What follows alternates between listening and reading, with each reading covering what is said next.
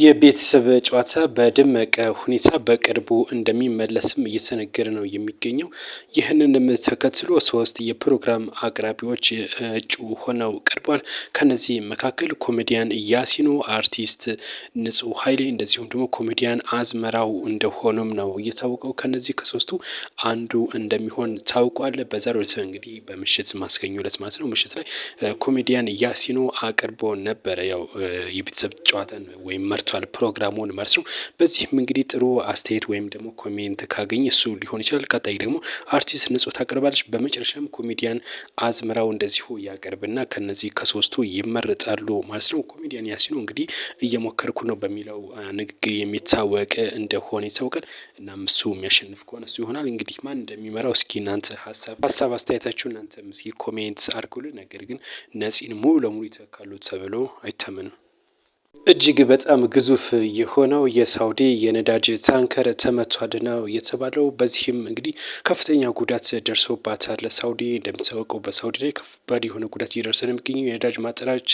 እንደዚሁም ደግሞ አሁን ደግሞ ታንከሯ ተመቷል የተባለው ወደ ተለያዩ ሀገር ለማጓጓዝ አቅዳ የነበረው ይህ ታንከር እንግዲህ ጉዞ በጀመረ በሰዓታት ውስጥ ነው የተመታው ነው የተባለው በኢራን ድሮኖች። እንደዚሁም ደግሞ ከባህር ላይ በተተኮሱ የአጭር ርቀት ተጓዥ ሚሳኤሎች ነው የተመታው። እጅግ ከባድ ፍንዳታም እንደነበር ጭምር ነው በቦታው ላይ የተነገረው ማለት ነው። እንግዲህ ሳውዲ ከባድ ጉዳት አስተናግዳለች። የተባበሩት አረብ ኤሚሬትስም እንግዲህ ሰሞኑን ከባድ ጉዳት ማስተናገዷ የሚታወስ ጉዳይ ነው። የኢትዮጵያ ብሔራዊ ቡድን የመልስ ጨዋታውን በድጋሚ አሸንፏል። በዛሬው ከቀኑ 10 ሰዓት የጀመረው ይህ የኢትዮጵያ ብሔራዊ ቡድን እንደዚሁም ደግሞ የሳኦ ቶሜ ጨዋታ ነበር። በዚህ ጨዋታም እንግዲህ ከረፍት በፊት በተቆጠረች ጎል 1-0 በድሬዳዋ ስታዲየም አሸንፏል። በደጋፊዎቹ ፊት ማሸነፉም ትልቅ ለወደፊት ላለው ተነሳሽነት ይኖራል የተባለው አሰልጣኝ ዮሐንስ ሳህሌም 2 ጨዋታ በማሸነፋቸው ለቀጣይ ትልቅ እድል ወይም ደግሞ ጥንካሬ ይሆናቸዋል ተብሎ እየተነገረ ነው የሚገኘው። እንደሚታወቀው በሞሮኮ አድርጎት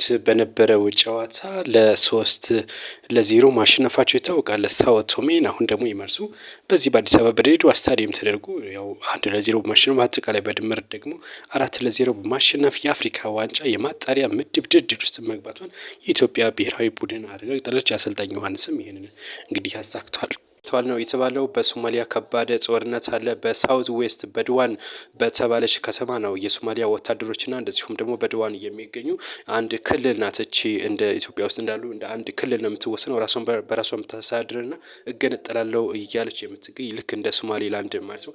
እናም በዚህ ከባድ ጦርነት ተፈጥሯን የተባለው የሶማሊያው ፕሬዚዳንት ሀሰን ሼክ መሀመድ ይችን ቦታ ለመቆጣጠር በርካታ ወታደሮች ወደዛ አስጠግተዋል። ነገር ግን የዚች ክልል ገዢ የነበረው ፕሬዚዳንቱ በቀጥታ ሸሽተዋል ነው የተባለው ወደ ኬንያ በግል አውሮፕላናቸው ማለት ነው። እናም ከዚህ ጋር በተገናኘች ቦታ ለኢትዮጵያ ድንበር ናት። በዚህ ቦታ ላይ ከፍተኛ ጥቃት እየደረሰ የሚገኘው ደግሞ በቱርክ ድሮኖች እንደዚሁም ደግሞ በግብጽ ከፍተኛ የሆነ ወታደሮች እንቅስቃሴ እየተደረገባት ነው ተብሏል።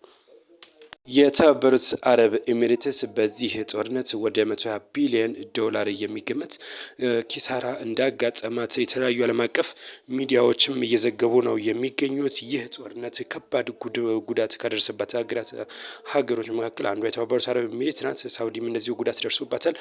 ቀጣይ ደግሞ ሊባኖስ ናት ከባድ ጉዳት እያስተናገደች የምትገኘው። በሊባኖስ 1200 የሚጠጉ እንግዲህ ሰዎች መገደላቸው ሲታወቅ ወደ 700 የሚጠጉት ደግሞ 700 ሺህ ተፈናቅሏል የተባለው። እንደዚሁም በእስራኤል በኩልም ወደ 6000 የሚጠጉ ሰዎች ወደ ሆስፒታል አቅንተዋል ነው የተባለው። የተባበሩት አረብ ኤሚሬትስ እንግዲህ በአንድ ወር ውስጥ ማለት ነው ከ1000 በላይ ሚሳኤሎች እንደዚሁም ድሮኖች እንደተተኮሱባት ጭምር የተነገረው። የአሜሪካ ውጭ ጉዳይ ሚኒስተር እንዳሉት ከሆነ በባህረ ሰላጤው ሀገራት ከባድ የሆነ ጉዳት ደርሷል በኢራን ስትል ኢራንን ከሳለች።